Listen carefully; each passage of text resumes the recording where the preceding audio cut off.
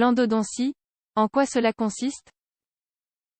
Savez-vous en quoi consiste l'endodontie? Cette technique est déterminante dans le traitement des caries à un stade avancé. Vous en saurez davantage dans cet article. Vous êtes-vous déjà demandé ce qu'était l'endodontie?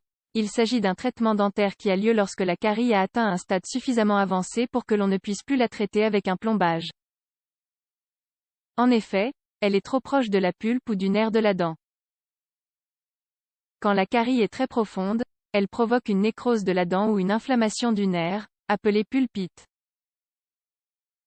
D'autres raisons d'effectuer ce traitement sont, par exemple, les traumatismes dentaires, les fractures, l'abrasion ou l'érosion des dents, ou encore des pathologies telles que le bruxisme. La pulpe dentaire est le nerf de la dent. Elle se trouve dans la partie la plus interne et fournit une vascularisation et une innervation à la dent. Lorsqu'elle commence à s'infecter pour une raison quelconque, elle entraîne une douleur occasionnelle ou continue.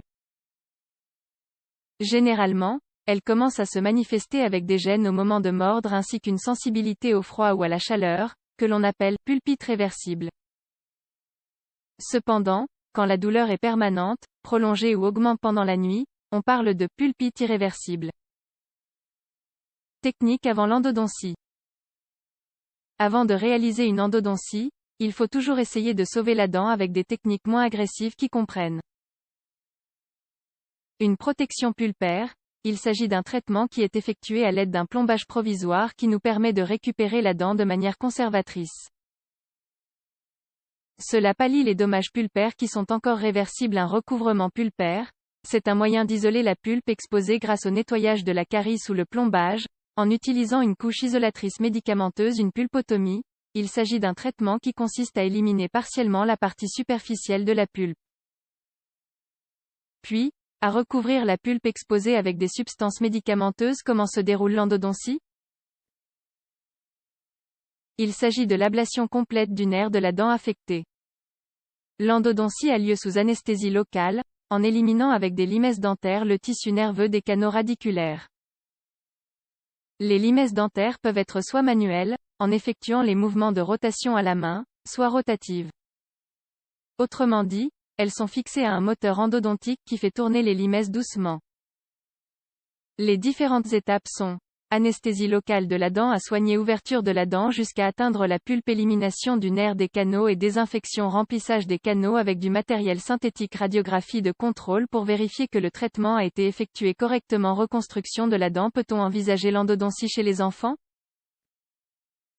Chez les enfants, avant de recourir à l'endodontie, on essaie toujours de réaliser la pulpotomie. Si cela n'est pas possible, un autre traitement appelé pulpectomie est possible. C'est l'équivalent de l'endodontie, mais sur des dents de lait. La pulpectomie se traduit également par l'ablation totale de la pulpe, suivie d'une désinfection, de l'instrumentation et du plombage des canaux radiculaires. La différence réside dans le fait que dans les dents de lait, on ne parvient pas à éliminer toute la pulpe du canal radiculaire. Et on laisse environ 4 mm à la fin.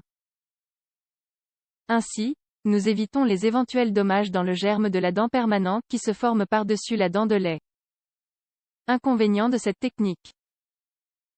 Comme dans tout type de traitement médical, il existe des effets secondaires ou des séquelles sur la dent.